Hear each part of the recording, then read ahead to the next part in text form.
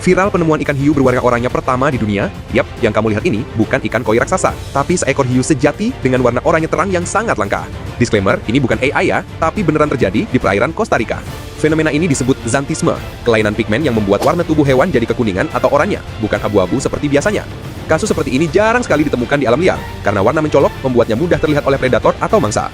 Penemuan hiu oranye ini menunjukkan betapa beragam dan uniknya kehidupan laut, sekaligus jadi peringatan bahwa masih banyak misteri di bawah permukaan laut yang belum kita pahami sepenuhnya.